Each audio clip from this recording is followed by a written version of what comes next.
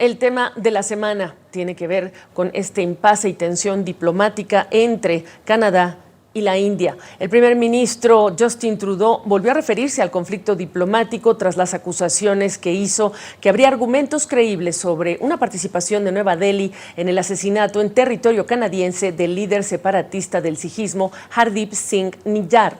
Escuchemos lo que dijo Trudeau en Nueva York antes de regresar a su país luego de participar en la Asamblea General de Naciones Unidas. There is no question that India is a country of growing importance and a country that we need to continue to work with, not just in the region but around the world. And we're not looking to provoke or cause problems, but we are unequivocal around the importance of the rule of law and unequivocal about the importance of protecting Canadians and standing up for our values. That's why we call upon the government of India to work with us to establish processes to discover and to uncover the truth of the matter and to allow justice and accountability to be served. Bueno, pero son señalamientos que el gobierno de Narendra Modi ha negado de manera categórica, incluso señalando que es Canadá el país que debería preocuparse por su reputación, por lo que lo calificó como un refugio para terroristas. Ya hubo expulsión recíproca de diplomáticos, la suspensión del visado de la India para ciudadanos canadienses, entre algunas de las repercusiones de este enfrentamiento del que vamos a hablar y analizar con el internacionalista, el único, diría yo, Mauricio Mechulam. Qué gusto saludarte, Mauricio, y por supuesto que está varias áreas de este tema, por supuesto un tema histórico en la India, estas intenciones separatistas, Punjab, etcétera, pero también el manejo que ha hecho el propio ministro canadiense, el primer ministro Justin Trudeau, de la situación. ¿Por dónde comienzas? Sí, mira, yo creo que este es un asunto que paulatinamente se empieza a salir de las manos y es importante que los dos gobiernos entiendan la importancia de los distintos lazos que los unen para no permitir que esto rebase más allá de donde aparentemente está llegando ahora mismo. Yo creo que ese es un primer elemento, porque tanto Canadá como India son aliados estratégicos en muy distintos temas globales. Hay, por supuesto, mucha preocupación en Estados Unidos, en Australia, en Japón, al respecto de la posibilidad de que esto empiece pues, a generar un mayor nivel, porque a cada medida corresponde una contramedida, ¿no? Un país expulsa diplomáticos, el otro país también expulsa diplomáticos, un país suspende visas, el otro país suspende visas, y entonces esta serie de medidas pueden empezar a salirse de las manos. Tengo entendido que ambos gobiernos están intentando controlarlo, pero el tema es muy delicado, y sí hay que decir que no es delicado hoy,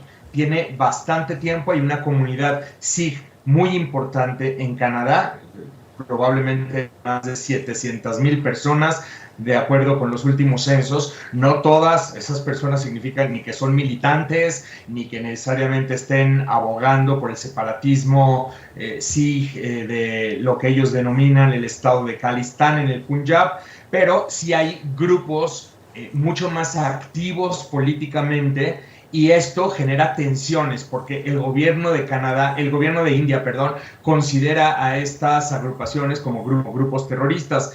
El propio Niyar había sido etiquetado como terrorista por parte del gobierno de la India desde 2020, y sí, claro, era un activista importante por el separatismo del Khalistan. Por supuesto. Ahora, preguntarte al interior de India, ¿qué tanto impulso tienen, en tu opinión, hoy día estas intenciones separatistas, entendiendo que mucha de esta población también ya hay una enorme diáspora fuera de India, de aquellos separatistas o al menos opositores de este régimen actual? Yo te diría que vamos a pensar, hay dos caminos. Uno, que es el que sí posiblemente tiene más tracción, es un camino más democrático, un camino pacífico, un camino más activista, como esta serie de movimientos separatistas que existen en muy dispersas partes del mundo. Hay que distinguir eso de grupos militantes. El grupo militante separatista del Calistán por excelencia son la fuerza de los tigres del Calistán, lo que se conoce en inglés como el KPF, y esa agrupación sí ha perdido mucha prominencia, tuvo enorme relevancia en los años 80, recuerdas el asesinato de Indira Gandhi, puedes ver bastantes atentados a lo largo de los 80, 90, pero esa militancia ha reducido su prominencia. Entonces, estamos en un momento en donde lo que más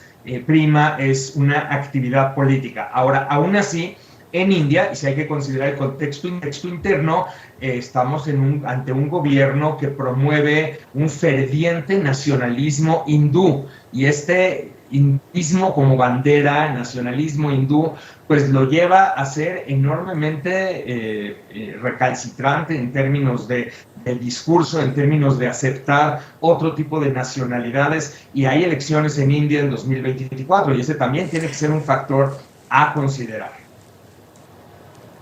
Por supuesto. Ahora, el manejo que ha dado Justin Trudeau obviamente trascendió que se hizo esta observación, este hallazgo se hizo desde el G20. India era el país sede, probablemente para no restar brillo a esta cumbre, a un país anfitrión, no se llevó a más cosas, pero tensión ya había después entre Trudeau y Narendra Modi. El haberlo declarado públicamente, ¿qué implicaciones tiene? Además, cuando ya la Casa Blanca también dice, son señalamientos muy delicados, la oposición de Canadá le está pidiendo a Trudeau que dé pruebas de sus dichos. Así es muy delicado, porque cuando tú lanzas una atribución, entonces te obligas a ti mismo a llevar a cabo alguna acción, alguna medida o implementar alguna consecuencia por eso que tú atribuyes como algo creíble, ¿no? Y claro que tienes que demostrarlo. Y esto, por supuesto, que tiene consecuencias políticas internas en Canadá y tiene todas estas consecuencias internacionales de las que estamos hablando. Al interior de Canadá hay que mencionar que Trudeau ha sido criticado varias veces también por haber mostrado debilidad en distintos momentos, por ejemplo, entre China. Y entonces esto, tal vez Trudeau lo encuentra como una oportunidad de mostrar fuerza. Posiblemente él sí cuenta con estas evidencias, porque hace sus declaraciones ante el Parlamento, las hace públicamente, se lo señala a Modi allá en la India, en la cumbre del G20, y entonces pues esto significa que algo de evidencia tendrá en la mano, ¿no? Pero el hecho de el juego político es delicado, porque ocurre tanto al interior de Canadá como al interior de la India y en la interacción entre ambos países. Ahí es donde digo que hay que tener mucho cuidado de que no se salga de las manos. Por supuesto. ¿Se descarrila la intención de Canadá de reducir su dependencia de China? ¿Lo buscaba hacer a través de la India con este episodio? Para cerrar. Pues es que es un tema importante. ¿Dónde quedan los acuerdos de comercio que querían establecer India y Canadá? Por ahora yo te diría que definitivamente tienen que entrar en pausa, definitivamente, y habrá que ver cómo se distiende la crisis actual y si está en el interés de Canadá volver a buscar estos acuerdos. Pero esto por ahora, sin duda, va a tener que quedar en pausa. Mauricio Meshulam, qué gusto saludar.